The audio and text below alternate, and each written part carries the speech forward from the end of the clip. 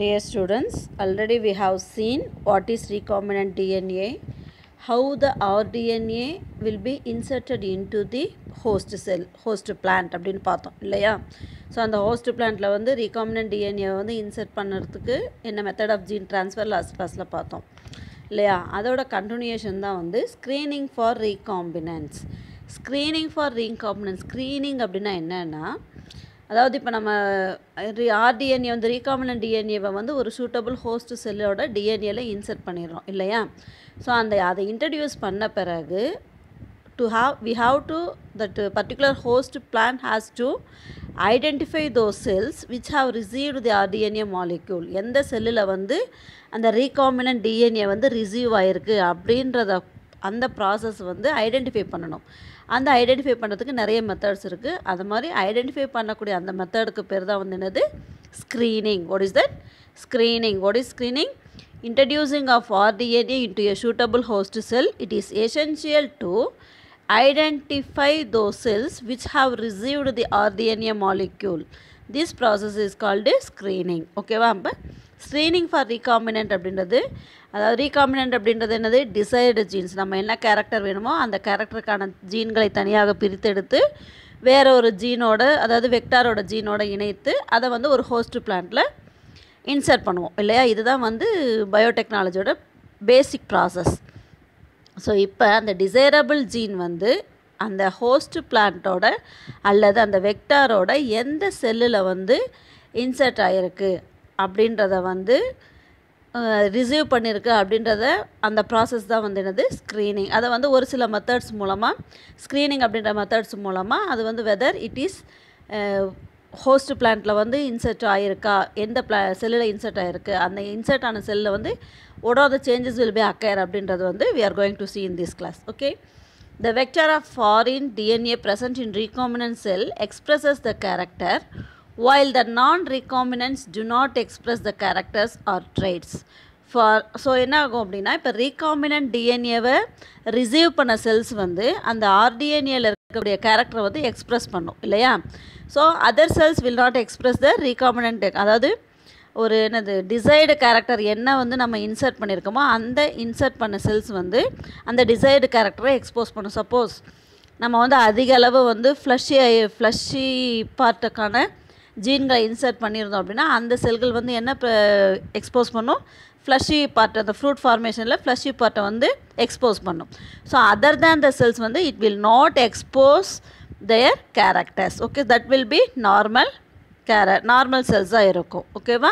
So அதில் வந்து some of the methods used to screening for recombinants in that blue white screen selection method is the very important and most useful method in that blue white selection method. So அந்த blue white selection method தான் வந்து இங்கே கொடுத்துருக்காங்க உங்களுக்கு. தென் அதில் வந்து என்னென்னா blue white method அப்படின்னா என்னென்னா, அது அடுத்த ஹெட்டிங் கொடுத்துருக்காங்க பாருங்கள், இன்சர்ஷனல் inactivations, அதாவது blue white colony selection method. Blue white colony selection method அப்படின்னா இட் இஸ் அதாவது it is one of the powerful method screening of recombinant plasmid. அந்த ஸ்க்ரீனிங் ஆஃப் ரீகாம்பினன்ட் அப்படின்னா இந்த பாக்டீரியாவில் இருக்கக்கூடிய பிளாஸ்மிடில் எந்த டிஎன்ஏல அந்த டிஎன்ஏல இருக்கக்கூடிய செல்களில் எந்த செல்லில் அந்த recombinant DNA will be mingled அப்படின்றத கண்டுபிடிக்கிறது தான் வந்து இந்த blue white colony selection method. ஓகேவா? இந்த மெத்தடில் வந்து இங்கே வந்து என்ன கொடுத்துருக்காங்க அப்படின்னா, ரிப்போர்ட்டர் ஜீன் லேஸ் அப்படின்றத வந்து இன்சர்ட் பண்ணுவாங்க ஃபஸ்ட்டு. அதாவது ஒரு வெக்டார் இருக்குது அப்படின்னா, இதுதான் வெக்டார் இல்லையா. ஸோ நம்மளுக்கு வந்து PUC18 அப்படின்றது it's a type of vector. அதில் வந்து என்ன பண்ணுறாங்க அப்படின்னா, லேஸ் LAZ அப்படின்ற ஒரு ரிப்போர்ட்டரை வந்து இன்சர்ட் பண்ணுவாங்க. ஃபஸ்ட்டு வி ஆர் கோயிங் அதாவது reporter gene lac is inserted in the vector. இந்த லேக் இசட்க்கு என்ன கெப்பாசிட்டி இருக்கும் அப்படின்னா, அது வந்து பி கேலக்டோ சைடேஸ் அப்படின்ற என்சைமால் என்கோட் ஆகிருக்கும். ஓகேவா? அந்த என்சைம்க்கு என்ன பவர் அப்படின்னா, it has contain several recognition sites for restriction enzyme. அந்த ரெஸ்ட்ரிக்ஷன் என்சைமில் வந்து ரெகக்னைசேஷன் சைட்ஸ் அப்படின்னு நான் அடையாளம் காணக்கூடிய அந்த பகுதிகளை வந்து ரெகக்னைசேஷன் பண்ணக்கூடிய அந்த அது வந்து அந்த பி கேலக்டோசைடேஸ் அப்படின்ற என்சைமுக்கு அந்த கெப்பாசிட்டி இருக்கும். ஓகேவா? ஸோ அப்போ ஃபஸ்ட்டு வந்து என்ன பண்ணுவாங்க, வெக்டாரில் வந்து லேக்ஸ் இசட் அப்படின்றத வந்து இன்சர்ட் பண்ணுறாங்க. ஸோ அந்த மாதிரி இன்சர்ட் பண்ணும் பொழுது ஸோ அது அந்த பி கேலக்டோசைடேஸ் என்ன பண்ணும் அப்படின்னா, எக்ஸ்கால் அப்படின்ற சிந்தட்டிக் சப்ஸ்ட்ராக்ட், சிந்தட்டிக் அப்படின்னா செயற்கையான உருவாக்கக்கூடிய ஒரு சப்ஸ்ட்ராட்டை வந்து பிரேக் பண்ணும். பிரேக் பண்ணி அது into an insoluble blue colour product, அது வந்து இன்சாலியபிள் ப்ளூ கலர் ப்ராடக்டாக பிரேக் பண்ணும். B galactosidase breaks a synthetic, இந்த செகண்ட் பேராகிராஃபில் இருக்குது பாருங்கள். B galacto based synthetic substrate X gal அப்படின்றது என்னென்னா 5-bromo 4-chloro இண்டோலில் பிடி கேலக்டோ ஃபைரினாய்டோசைட் அப்படின்ற ஒரு என்சைம். ஓகேவா? ஸோ அதை வந்து என்ன பண்ணும், பிரேக்கப் பண்ணும். பிரேக்கப் பண்ணி இன்சாலியபிள்னா என்ன, it will not be soluble. So insoluble blue colour ப்ராடக்டாக அதை வந்து பிரேக் பண்ணிவிடும். ஓகேவா? If a foreign gene is inserted into lac Z, so இப்போ என்ன பண்ணுவாங்க அப்படின்னா, அந்த லேக் இசட்டில் வந்து ஃபாரின் ஜீன் இன்சர்ட் ஆகிருந்தது அப்படின்னா this gene will be inactivated. அது என்ன ஆகிடும், அந்த ஜீன் வந்து ஃபாரின் ஜீன் இன்சர்ட் பண்ண உடனே லேக் இசட்டில் இருக்கக்கூடிய பி கேலக்டோஸ்டேஸ் அப்படின்றது வந்து இன்ஆக்டிவ் ஆகிடும். அது இன்ஆக்டிவ் ஆகும் பொழுது என்ன ஆகும், it will not produce the blue colour. Okay, so it will not produce the blue colour. So அது என்ன ஆகும், பி கேலக்டோடேஸ் அப்படின்றது எக்ஸ்கால் அப்படின்றது வந்து it will be producing the blue colour product இந்த லேஸ் இசட். ஓகேவா? அந்த லேஸ் இசட்டில் வந்து ஃபாரின் ஜீனை இன்சர்ட் பண்ணும் பொழுது that will not produce the blue colour. So அப்போ அங்கே என்ன இருக்கும், ஒயிட் கலராக இருக்கும். So other than the cells they are able to producing the blue color. Okay, so have you understood what I am saying? So see that if a foreign gene is inserted into lac Z, this gene will be inactivated. Therefore no blue color will develop because B galactosidase is not synthesized due to the inactivation of lac Z. Okay, so therefore the host cell containing rDNA form white colored colonies on the medium contain X-gal, whereas the other cells containing non-recombinant DNA will develop the blue colored colonies. Okay, on the basis of colony color the recombinants can be selected. இங்கே இருக்குது பாருங்கள், இந்த டயக்ராமில் பாருங்கள். First வந்து என்ன பண்ணியிருக்காங்க, ampicillin அப்படின்றது வந்து it's a type of antibiotic. So இது என்ன ஆகும், இந்த லேக் ப்ரொமோட்டர் வந்து என்னாகும், இட் வில் பி லேகிங், அது வந்து என்ன ஆகும், பிரேக்கப் பண்ணும். பிரேக்கப் பண்ணி சிந்தட்டிக் சப்ஸ்ட்ரேட்டை பிரேக்கப் பண்ணி அந்த ப்ளூ கலர் ப்ரொடியூஸ் ஆகாமல், அதை பிரேக்கப் பண்ணாலும் என்ன ஆகும், ப்ளூ கலர் ப்ரொடியூஸ் ஆகாது. அப்போ என்ன ஆகும், எந்த இடத்துலலாம் வந்து ஆர்டிஎன்ஏ அதாவது ரீகாம்பினன்ட் டிஎன்ஏ செல்ஸ் ரீகாம்பினன்ட் அந்த டிஎன்ஏக்கான செல்ஸ் வந்து எந்த செல்களில் ரீகாம்பினன்ட் டிஎன்ஏ இருக்கோ அந்த செல்லெல்லாம் ஒயிட் கலராகவும், அந்த நான் ரீகாம்பினன்ட் டிஎன்ஏ இன்சர்ட் பண்ணாத செல்ஸ் எல்லாம் ப்ளூ கலராகவும் இருக்கும். ஸோ இதை வச்சு நம்ம என்ன பண்ணலாம், ஈஸியாக எந்த செல்லில் வந்து ரீகாம்பினன்ட் டிஎன்ஏ வந்து இன்சர்ட் ஆகிருக்கு அப்படின்றத ஐடென்டிஃபை பண்ணலாம். This is the one method of screening for recombinant. Okay, next antibiotic consistent markers. Antibiotic resistant markers அப்படின்றது என்னென்னா,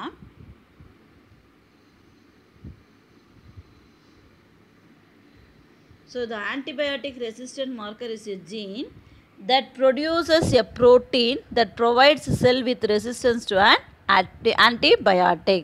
இது வந்து ஆன்டிபயோட்டிக் ரெசிஸ்டன்ட் மார்க்கர் அப்படின்றது it's a type of gene. அந்த ஜீன் என்ன பண்ணும் அப்படின்னா ஒரு ப்ரோட்டீனை ப்ரொவைட் பண்ணும். அந்த ப்ரோட்டீன் வந்து செல்களுக்குள்ளே அந்த ஆன்டிபயோட்டிக்கை ரெசிஸ்டன்ட் பண்ணக்கூடிய ஒரு ப்ரோட்டீனை ப்ரொடியூஸ் பண்ணும். ஓகேவா? So bacteria with transformed DNA can be identified by growing on a medium containing an antibiotic. So இதில் என்ன பண்ணுவாங்க அப்படின்னா, எந்த பாக்டீரியாவில் வந்து இந்த ஆர்டிஎன்ஏவை ட்ரான்ஸ்ஃபர் பண்ணுவாங்களோ, ஏன்னா பாக்டீரியம் பிளாஸ்மிடில் தான் என்ன பண்ணுவாங்க, ரீகாம்பினன்ட் டிஎன்ஏவை ட்ரான்ஸ்ஃபர் பண்ணுவாங்க. அந்த பாக்டீரியாத்தை வந்து ஆன்டிபயோட்டிக் கண்டெய்னிங்காக இருக்கிற ஒரு கல்ச்சர் மீடியத்தில் க்ரோ பண்ணும் பொழுது ஈஸியாக என்ன ஆகும், it has an protein that provides a sell with resistant இருக்கு இல்லையா. ஸோ அது வந்து என்ன ஆகும், ஈஸியாக வந்து ஐடென்டிஃபை பண்ணலாம். recombinants will grow on this medium as they contain genes encoding resistance to antibiotics such as ampicillin, chloroamphenicol, tetracycline or canomycin etc., while others may not be able to grow in this medium. So அந்த rDNA இருக்கக்கூடிய bacteria மட்டும் அந்த culture மீடியத்தில் வந்து ப்ராப்பராக grow ஆகும். Remaining இருக்கக்கூடிய cells வந்து it will not B grow in the culture medium. So இந்த அது க்ரோ ஆகக்கூடிய கெப்பாசிட்டியை வச்சு என்ன பண்ணலாம், ஈஸியாக எந்த பாக்டீரியத்தோட ஜீன்களில் இருக்கக்கூடிய செல்களில் வந்து ரீகாம்பினன்ட் டிஎன்ஏ வந்து இன்சர்ட் பண்ணியிருக்காங்க அப்படின்றத கண்டுபிடிக்கலாம். ஓகேவா, இது வந்து this is one type of screening for recombinant.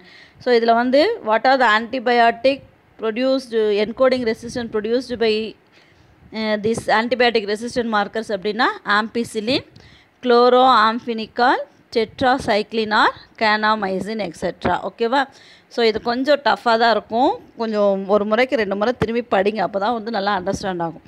அடுத்தது ரிப்ளிகா பிளாட்டிங் டெக்னிக். இதெல்லாமே வந்து என்ன அப்படின்னா, ஜஸ்ட்டு நம்ம பயோடெக்னாலஜியில் வந்து ஒரு டிஎன்ஏவை இன்சர்ட் பண்ணுறோம் அப்படின்றோம். அந்த ஆர்டிஎன்ஏ வந்து ஹோஸ்ட் பிளான்ட்டில் எந்த செல்லில் போய் இன்சர்ட் ஆகுது அப்படின்றத ஐடென்டிஃபை பண்ணுறதுக்கான ஒரு மெத்தட். ஓகேவா, தென் a technique in which the pattern of colonies growing on a culture plate is copied. இங்கே என்ன பண்ணுவாங்க, ரிப்ளிகா அப்படின்னாவே ரிப்பீட்டட் அப்படின்னு அர்த்தம். ஓகேவா, ஸோ ரிப்ளிகா பிளாட்டிங் டெக்னிக்கில் என்ன பண்ணுவாங்க அப்படின்னா, காலனி அந்த கல்ச்சர் மீடியமில் வளரக்கூடிய காலனிஸை வந்து it will be taking many copies, then a sterile filter plate is pressed against the culture plate and then lifted.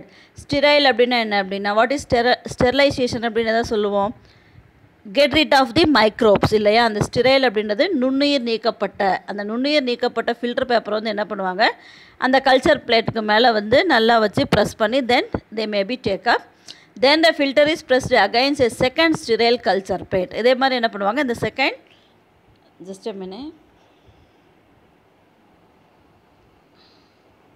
see here. So இங்கே வந்து ஆம்பிசிலின் சென்சிட்டிவ் காலனிஸ் அப்படின்னு கொடுத்துருக்காங்களே, இந்த ஆம்பிசிலின் அப்படின்றது என்னது, the antibiotic produced by the antibiotic resistant markers இல்லையா, அந்த போன இதில் படித்தோம் இல்லையா, அதுதான் ஆம்பிசிலின். இந்த ஆம்பிசிலின் சென்சிட்டிவ் காலனிஸ் இருக்கும், அதை வந்து இன்குபேஷன்ஸில் வச்சுட்டு ஃபஸ்ட்டு என்ன பண்ணுவாங்க அப்படின்னா, lacks ampicillin and contains ampicillin. இதை வந்து இதை replicate on the fresh medium and master plate. இந்த பிளேட் மாதிரி இருக்கு இல்லையா, இதை வந்து என்ன பண்ணுவாங்க, a sterile filter plate is pressed against the culture plate. அந்த கல்ச்சர் பிளேட் அப்படின்றது என்னது, கல்ச்சர் மீடியமில் இருக்கக்கூடிய அந்த செல்ஸ் எல்லாம் வந்து வளர்த்தக்கூடிய அந்த ஒரு ப்ராசஸ். அந்த கல்ச்சர் பிளேட்டில் வந்து ப்ரெஸ் பண்ணிவிட்டு then they lift out, then the filter is pressed again the second sterile culture plate. This results in the new plate being infected with the cell in the same relative position as the colonies in the original plate. Usually the medium used in the second plate will differ from that used in the first. என்ன ஆகும் அப்படின்னா, ஃபஸ்ட்டில் இருக்கிறத விட இந்த second பிளேட்டில் வைக்கிறது differ ஆகும். ஏன் அப்படின்னா, it may include an antibiotic or without a growth factor. இதில் என்ன இருக்கும் அப்படின்னா, ஆன்டிபயோட்டிக் இன்க்ளூட் ஆகிருக்கும். அந்த ஆன்டிபயோட்டிக் இருந்தது அப்படின்னா என்ன ஆகாது, growth factors will not B occurring, growth will not be occur. In this way transformed cells can be selected. So இதன் மூலமாக என்ன பண்ணுவாங்க, எந்த இடத்துலலாம் growth நல்லா நடக்கலையோ அந்த இடத்துலலாம் வந்து நார்மல் செல்லாக இருக்கும். ஆன்டிபயோட்டிக் இருந்தது அப்படின்னா அந்த க்ரோ வந்து இட் வில் பி ப்ராப்பராக இருக்கும்.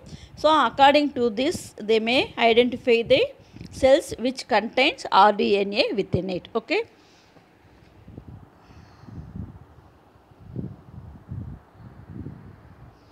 Next, molecular techniques, isolation of genetic material and gel electrophoresis.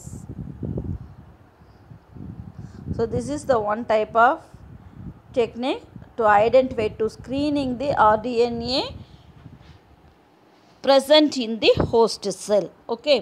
So இதில் வந்து என்ன அப்படின்னா மாலிகுலார் டெக்னிக்ஸ் அப்படின்னாக்குள்ளார ஜெனட்டிக் மெட்டீரியல் ஐசோலேஷன் பண்ணி அந்த ஜெல் எலக்ட்ரோஃபோரோசிஸ் அப்படின்னா என்ன சொன்னோம், எலக்ட்ரோஃபோரோசிஸ் மெத்தட் ஆஃப் ஜீன்கன் மெத்தடெல்லாம் படித்தோம் இல்லையா. அது வந்து the electric field will be passed through the medium, then the cells will be identify by the fluorescence light, that is the gel electrophoresis. Okay, so electrophoresis is a separating technique used to separate different biomolecules with positive and negative charges. இது எதுக்கு use ஆகும் அப்படின்னா, different biomolecules, அதில் இருக்கக்கூடிய பயோமாலிகுல்ஸை positive and negative சார்ஜஸை different பண்ணுறதுக்கு use ஆகும். அதோட பேசிக் principal என்ன, நம்மளுக்கு எப்பயுமே தெரியும், எலக்ட்ரிசிட்டியில் வந்து மாலிகுல்ஸ், அதாவது பாசிட்டிவ் சார்ஜ்டு கேட்டயான்ஸ் வந்து எப்பயுமே எதை நோக்கி போகும், will move towards the negative cathode, as well as the negative charged anions will move towards the positive anode இல்லையா, ஆப்போசிட் டைரக்ஷன்ஸில் தான் இருக்கும் இல்லையா. ஸோ இதில் வந்து இதை யூஸ் பண்ணி தான் வந்து என்ன பண்ணுறாங்க, they are screening the cells. Okay, so Agarose gel electrophoresis அப்படின்ற method they are using that.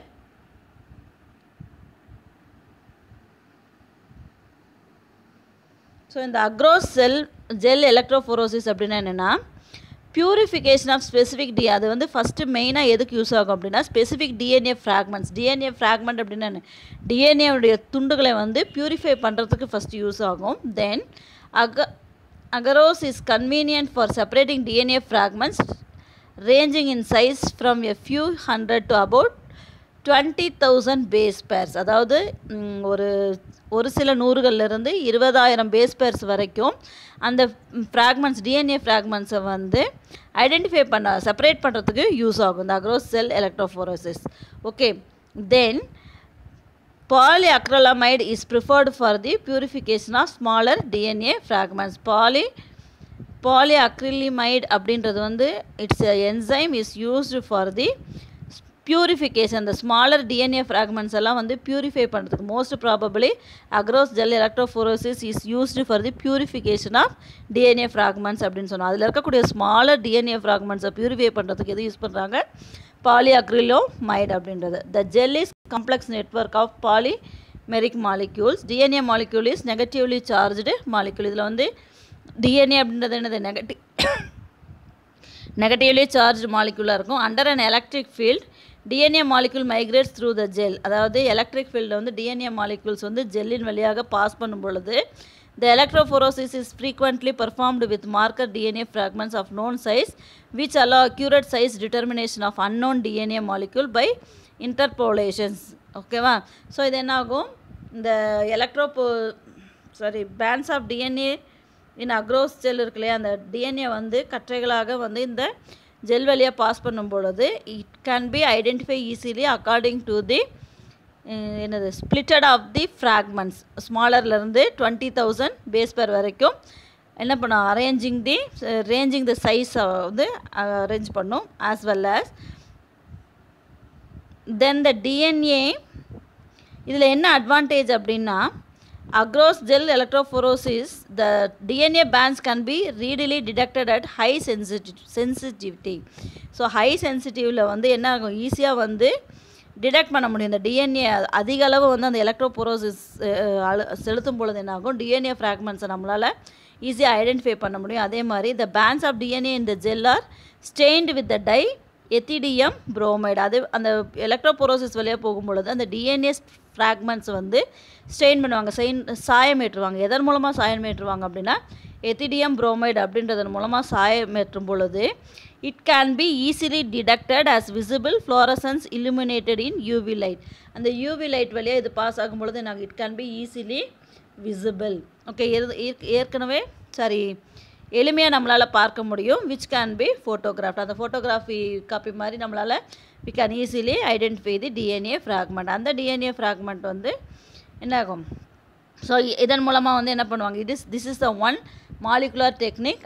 அதாவது அதில் இருக்கக்கூடிய டிஎன்ஏ ஃப்ராக்மெண்ட்டில் இருக்கக்கூடிய ஜெனட்டிக் மெட்டீரியல். இது வந்து என்ன ஜெனட்டிக் மெட்டீரியல் அப்படின்னா, பேஸ் பேர் அப்படின்னாக்குள்ள நம்மளுக்கு வந்து ஜெனட்டிக் மெட்டீரியல் அப்படின்னாக்குள்ள என்ன இருக்கும், DNA is made up of many nucleotides அப்படின்னு சொல்கிறோம் இல்லையா. ஸோ கார இணைகள், பேஸ் பேர்ஸ் அப்படின்றது அந்த கார இணைகள். அந்த கார இணைகளை அடிப்படையாக வைத்து அதனுடைய டிஎன்ஏ ஃப்ராக்மெண்ட்டோட சைஸ் வந்து வேரி பண்ணுறாங்க. அதே மாதிரி டிஎன்ஏ ஃப்ராக்மெண்ட் வந்து எலக்ட்ரோபோரோசிஸ் வழியாக கற்றைகளாக செலுத்தும் பொழுது அதில் வந்து எத்திடியம் புரோமைடு அப்படின்ற ஒரு ஸ்டெயினை வந்து ஸ்டெயின் பண்ணும் பொழுது சாயமேற்றும் பொழுது என்னாகும், நம்மளுக்கு அந்த ஃப்ளோரசன்ட் illuminated அப்படின்னு ஒளிரக்கூடிய தன்மையுடைய ஃப்ளோரசன்ட் வழியாக அந்த யூவி லைட் வழியாக நம்மளுக்கு விசிபிளாக ஈஸியாக தெரியும், ஃபோட்டோகிராஃபி மாதிரி தெரியும். ஓகேவா. So this is the one type of screening method இந்த மாலிகுலர் டெக்னிக்ஸ். ஓகே, இந்த பாக்ஸில் கொடுத்துருக்காங்க பாருங்கள். Agricultural diagnostics refers a variety of tests that are used for detection of pathogen in plant tissues.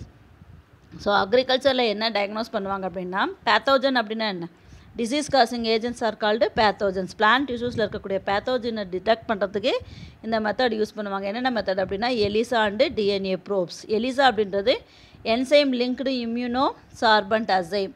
It's a diagnostic It's a diagnostic tool for identification of pathogen species by using antibodies and diagnostic agents. இது வந்து என்ன use பண்ணுவாங்க அப்படின்னா, antibodies நம்ம அந்த culture மீடியமில் இருக்கக்கூடிய ஆன்டிபாடிஸை use பண்ணியும் டயக்னோஸ்டிக் ஏஜென்ட்டை யூஸ் பண்ணியும் அதில் இருக்கக்கூடிய பேத்தோஜன் ஸ்பீசிஸ், பேத்தோஜன் அப்படின்னா தாவரங்களுக்கு நோய்களை உண்டாக்கக்கூடிய சிற்றினங்களை அல்லது காரணிகளை வந்து ஐடென்டிஃபை பண்ண யூஸ் ஆகும். தென் use of ELISA in plant pathology, especially for weeding out virus infected plants from large scale planting, is well known. So weeding out அப்படின்னா அந்த வைரஸ் இன்ஃபெக்டட் பிளான்ட்ஸில் இருந்து அந்த களை செடிகளையோ மற்ற வைரஸ் இன்ஃபெக்டட் பிளான்ட்ஸையோ எளிதாக வந்து கண்டுபிடிச்சி வெளியேற்றத்துக்கு இந்த மெத்தட் பயன்படுது. ஓகேவா? தென் டிஎன்ஏ ப்ரோப்ஸ் அப்படின்றது isotropic and non isotropic northern and southern blotting are popular tools for identification of viruses and other pathogen. இந்த பிளாட்டிங் டெக்னிக்ஸ் வந்து நெக்ஸ்ட் கிளாஸில் நடத்துகிறேன். ஸோ அந்த northern blotting and southern blotting அந்த டூல்ஸை யூஸ் பண்ணி பேத்தோஜன்ஸையும் தென் வைரஸ் அட்டாக், அதாவது தாவரங்களை தாக்கக்கூடிய வைரஸ்களையும் கண்டுபிடிக்கிறதுக்கு பயன்படக்கூடியதான் வந்து டிஎன்ஏ ப்ரூஃப்ஸ். இதில் வந்து இன்றைக்கி கொஞ்சமாக தான் போர்ஷன்ஸ் நடத்துகிறேன். Read thoroughly. Then after completing these portions from the beginning of this lesson, you read from the beginning only. Tomorrow I am going to give the questions for the test. Okay guys, thank you.